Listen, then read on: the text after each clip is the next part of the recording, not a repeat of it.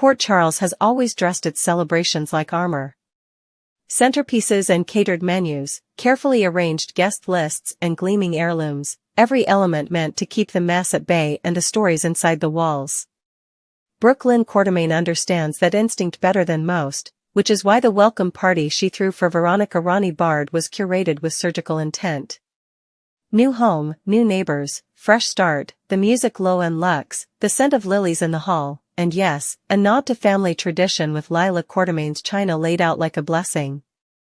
It was Brooklyn's way of saying that the Quartermains, no matter how battered by scandals past, still knew how to host with grace.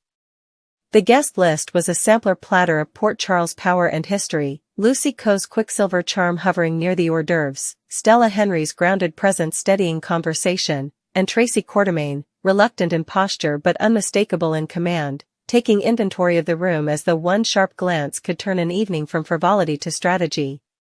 Ronnie arrived with the crisp poise of a woman who has had to remake herself more than once and learned how to enter a room like it owed her an apology. She moved the way reporters walk into press scrums or lawyers into depositions, composed but edged, making small talk with the precision of someone reading a map while the roads keep changing. If the party was a stage, Brooklyn positioned her like a lead in a revival, near the light, within easy reach of allies, and just out of range of old grievances. It might have worked, too, if not for the volatile chemistry of Port Charles, those microcurrents of rivalry, memory, and unspoken bargains that can turn a gentle toast into an avalanche. The first hairline crack formed where it often does, a Quartermain woman testing the perimeter. Tracy did not sharpen her words to be cruel, she sharpened them because, to her, dullness is a sin. A remark here about newcomers who mistake charm for leverage. A raised brow there at the idea of reintroducing tradition through a party rather than through conduct. These were not accusations, but they were not neutral either, and Ronnie, still acclimating to the town's labyrinth, registered them like Morse code tapped beneath the tablecloth. Brooklyn, sensing temperature rise, tried to redirect, laying out the story behind Lila's porcelain as if good china could serve as ceasefire. But the room had already started to tilt. It happens that way in Port Charles, one quip, one clink, one memory misfiled as fact, and suddenly the air is crowded with the ghosts of everything no one intends to say. When the shift arrived, it wasn't thunderous. It was incremental, almost cinematic.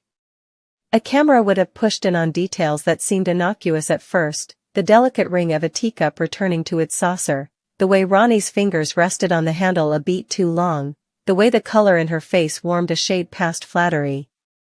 Ronnie is not a woman who loses her words. She is a woman who curates them.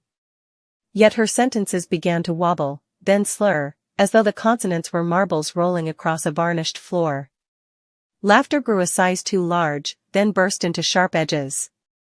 Shoes were abandoned, a gesture half playful, half defiant, as if stripping away decorum could protect her from whatever was unraveling inside. The clatter against Lila's china reverberated through the room like a gavel no one wanted to hear. Tracy moved then, swift, economical, reading crisis the way others read recipes. A cool voice, an outstretched hand, orders disguised as suggestions. Calm down. Step aside. Let's get you water. But control, once breached, is fickle, and Ronnie, caught in the humiliating glare of eyes that could not decide whether to pity or judge, reacted with the ferocity of someone convinced that surrender would become a permanent label. Anger found her, quick and hot, channeling itself not just at Tracy's commands but at everything Tracy represented, legacy, gatekeeping, the unspoken rule that belonging in Port Charles is something conferred, not claimed. The argument that followed was not a new phenomenon in this town, but it had the electricity of debut. Days of tension condensed into minutes, and then into a few dangerous seconds when words grew sharp enough to draw blood if left to run.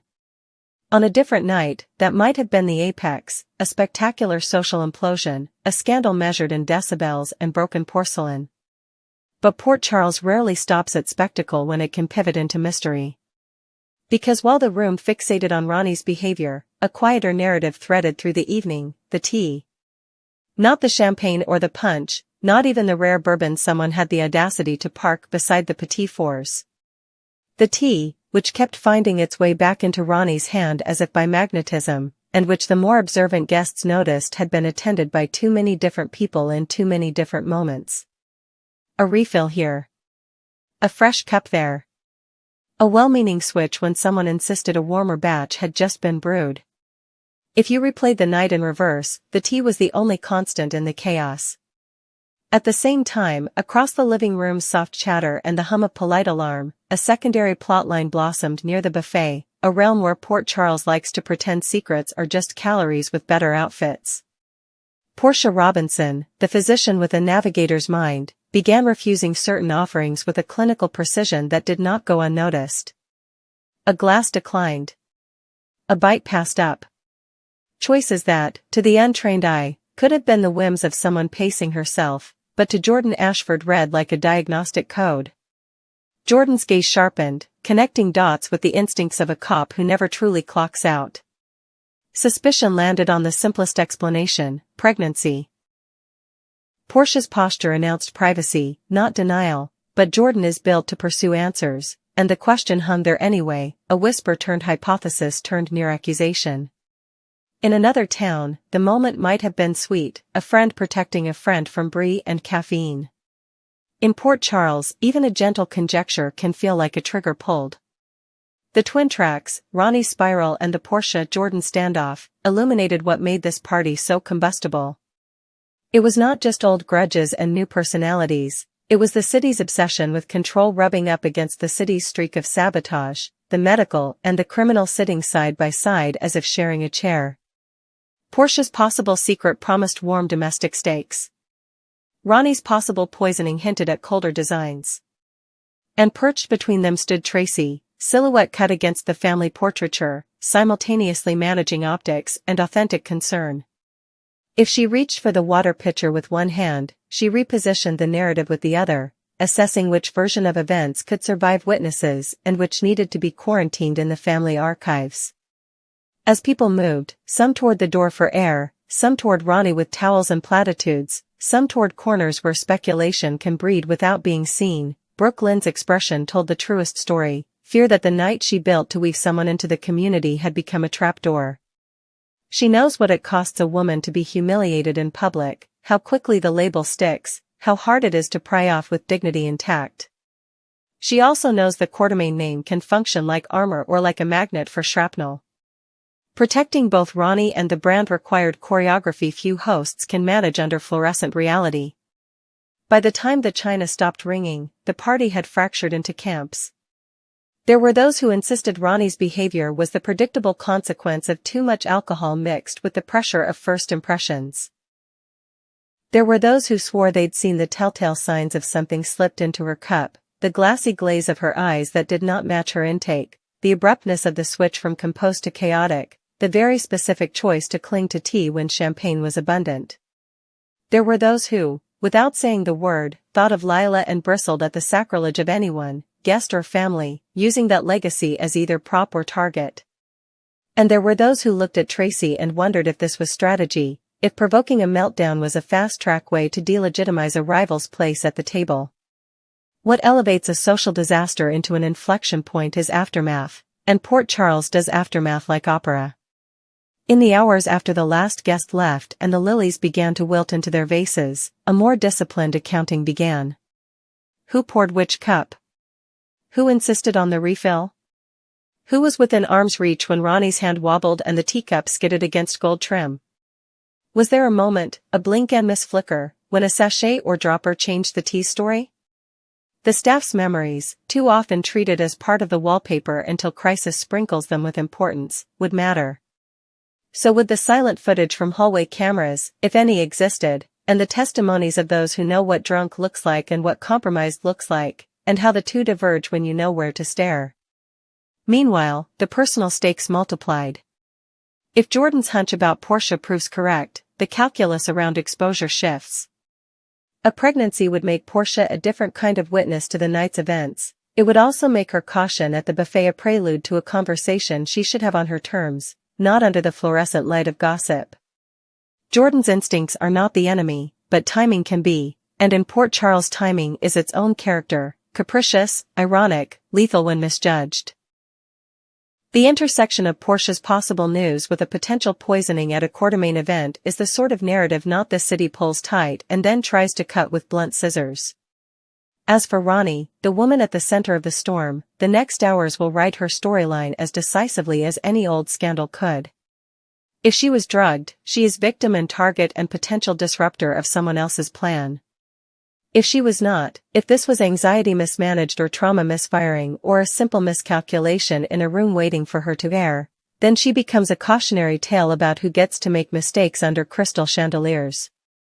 Either path leads to war.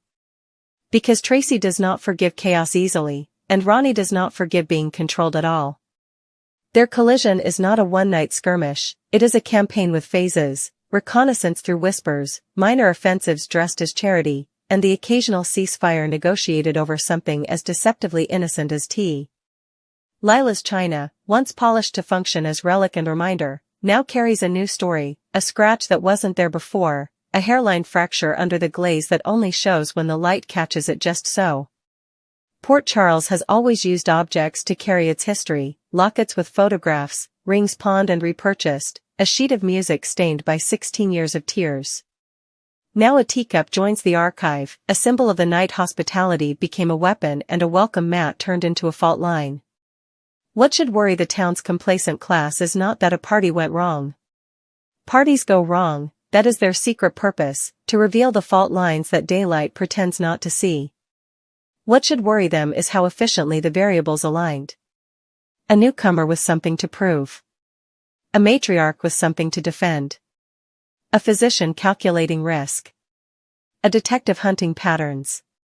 A hostess trying to paper over a structural crack with flowers and canapes. A cup that kept returning to the same hand, and a set of eyes, whose, exactly, ensuring it did. This is not random. Port Charles is rarely random. It is orchestration masquerading as coincidence, and someone is conducting. The investigation, whether official or vigilante, will start with the tea. It will follow the choreography of hands and glances, reconstruct the traffic patterns around the refreshment table, and test the residue if any remains. It will probe motives, who benefits from Ronnie's public disgrace, who needed Tracy distracted, who wanted Brooke Lynn's confidence shaken, who feared what Portia might announce when the time suited her. It will note that the most explosive wars here often begin with gestures labeled as kindness. Who refills a cup, and why, is never just about thirst in this town. In the months to come, invitations will still be sent, music still cued, table linen still unfurled with military corners. Port Charles refuses to let crisis cancel ritual, it prefers to fold crisis into ritual until you cannot tell where one ends and the other begins. But for those who were in that room, the sound of porcelain softly ringing will no longer be benign. It will sound like a warning. And for those who were not, the story will metastasize in retellings, some framing Ronnie as saboteur of her own welcome, others as the canary forced to sing in a gilded mine, still others as the opening gambit in a longer game whose end none of them will see coming until it is too late. There is, finally, the question that keeps Port Charles awake. Not merely who did what, but who is capable of doing it again. The difference between a one-time cruelty and a strategy is repetition, and strategies thrive in rooms where everyone is trying to be pleasant. Brooke Lynn will remember that when she plans her next gathering. Tracy will remember it before she sharpens her next aside. Portia will weigh it against the timing of any announcement. Jordan will measure it against evidence and gut. And Ronnie, if she chooses to stay, if she refuses to let a cup dictate her narrative, will learn what every survivor in Port Charles learns, to watch the hands that pour, to count the refills, and to never again mistake hospitality for safety. The war, then, is not with champagne flutes raised or place cards printed. It is fought in the quiet, between guilt and design, between tradition and reinvention, between the city Port Charles claims to be and the city it becomes when the china starts to sing. Whether the night was an accident or an ambush, it has done what great turning points always do, reset the board, reassign the pieces, and force every player to show what they are willing to protect when the tea goes cold and the room goes still.